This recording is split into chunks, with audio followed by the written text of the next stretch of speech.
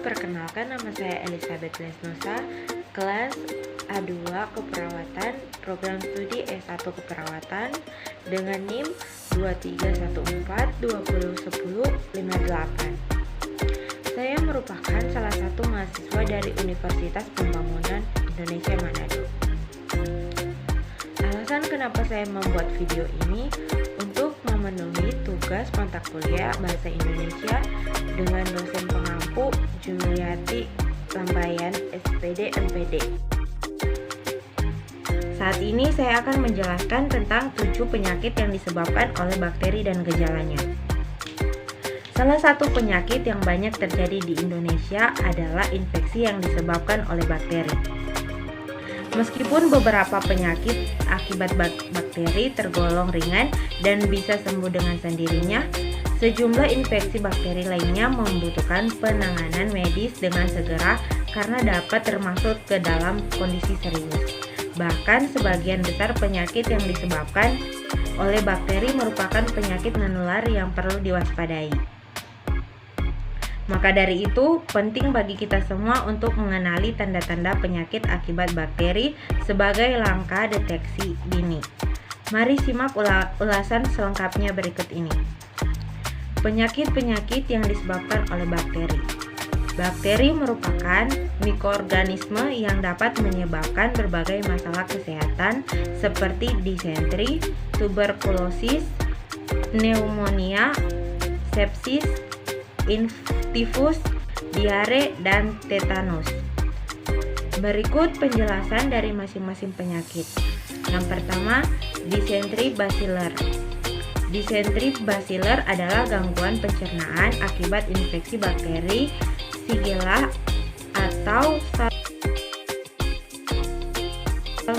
Disentri basiler biasanya ditandai dengan beberapa gejala seperti demam, mual, muntah, kram perut seperti diare yang disertai lindir atau darah. Disentri basiler merupakan penyakit menular yang dapat menyebar melalui makanan dan minuman yang kurang terjaga kebersihannya. Penyakit ini seringkali ditemukan pada anak-anak, terutama di negara berkembang, negara tropis dan subtropis. Apabila tidak segera ditangani, disentri dapat menyebabkan komplikasi seperti dehidrasi berat, abses pada organ hati, kejang, hingga kematian. Yang kedua, tuberkulosis. Tuberkulosis adalah penyakit yang disebabkan oleh infeksi bakteri Mycobacterium tuberculosis. Penyakit yang menyerang sistem pernapasan ini bersifat menular dan dapat menyebar melalui droplet atau percikan ludah dari orang yang terinfeksi. Beberapa gejala yang muncul akibat tuberkulosis diantaranya sesak napas, batuk lebih dari 2 minggu yang dapat disertai darah hingga nyeri dada. Yang ketiga, pneumonia. Pneumonia adalah penyakit yang disebabkan oleh bakteri Streptococcus pneumonia yang menyerang saluran pernapasan bawah. Kondisi ini menyebabkan area paru-paru dipenuhi oleh cairan lendir atau nanan sehingga mengakibatkan penderitanya mengalami kesulitan untuk bernapas. Pneumonia biasanya ditandai dengan demam tinggi, batuk, sesak napas, berkeringat, penurunan nafsu makan, detak jantung terasa cepat hingga menggigil. Penyakit ini dapat terdapat pada siapa saja, namun seorang dengan kondisi berikut berisiko lebih tinggi mengalami pneumonia, yaitu berusia di bawah 2 tahun, perokok aktif, lansia, memiliki riwayat asma, gagal jantung, dan penyakit kronis lainnya. Yang keempat, sepsis. Sepsis merupakan penyakit yang terjadi ketika sistem imun tubuh merespons secara tak terkendali terhadap infeksi bakteri. Akibatnya, zat antibodi yang dilepaskan dalam aliran darah untuk melawan infeksi justru akan menyebabkan peradangan. Jika sudah parah, sepsis dapat menyebabkan shock septik atau gangguan fungsi organ yang berisiko menyebabkan kematian. Kondisi ini dapat dialami oleh siapa saja, namun lebih sering terjadi pada anak-anak, terutama bayi yang baru lahir dan bayi prematur, karena daya tahan tubuhnya belum optimal. Beberapa gejala sepsis pada bayi yang perlu diwaspadai adalah muntah, penurunan nafsu makan atau minum ASI, demam, timbul ruam kemerahan, hingga kesulitan bernapas. Yang kelima, tifus. Tifus atau demam tifoid adalah penyakit yang disebabkan oleh bakteri Salmonella typhi. Bakteri tersebut dapat menginfeksi penderita melalui makanan dan air yang terkontaminasi. Penyakit ini sering ditemukan di negara berkembang, terutama di daerah atau lingkungan dengan sanitasi yang kurang memadai. Meski dapat menyerang siapa saja, namun penyakit ini berisiko lebih tinggi dialami oleh seseorang dengan kondisi berikut.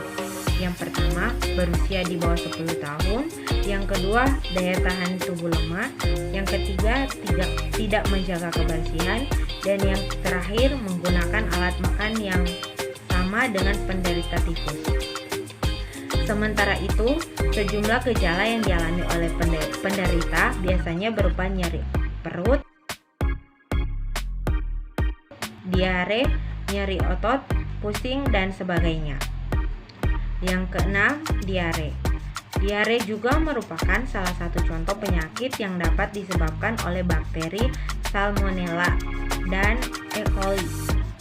Diare termasuk dalam gangguan pencernaan yang biasanya ditandai dengan peningkatan frekuensi BAB, perubahan bentuk feses menjadi cair, dehidrasi, dan nyeri perut. Tidak hanya pada orang dewasa, diare juga dapat menyerang anak-anak termasuk bayi. Meskipun umumnya tidak berdaya dan dapat sembuh dengan sendirinya, diare tetap perlu diwaspadai untuk mencegah terjadinya komplikasi yang lebih serius. Untuk menghindari diare, Anda disarankan untuk selalu menerapkan pola hidup bersih, seperti mencuci tangan menggunakan sabun dan air sebelum makan dan setelah dari toilet, membatasi konsumsi makan penyebab diare, serta menyimpan makanan di tempat tertutup. Yang terakhir, tetanus. Tetanus adalah penyakit yang disebabkan oleh bakteri Clostridium tetani.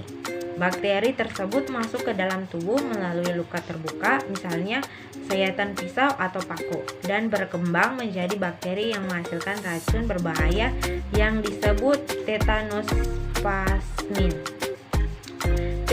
Tetanospasmin itulah yang berperan besar menyebabkan kerusakan sistem saraf yang mengontrol otot atau neuron motorik, sehingga penderitanya mengalami kejang otot dan kekakuan pada bagian tubuh yang terluka. Beberapa gejala umum di tetanus adalah kekakuan di otot leher dan rahang, demam dan berkeringat, perubahan tekanan darah dan detak jantung, kesulitan menelan hingga kejang. Kondisi ini diperlukan ditangani dengan segera untuk mencegah terjadinya komplikasi seperti gangguan sistem saraf hingga kematian. Apabila Anda mengalami gejala-gejala yang menyerupai kondisi di atas, jangan ragu untuk mengonsultasinya dengan dokter agar mendapatkan penanganan secepatnya. Demikian dari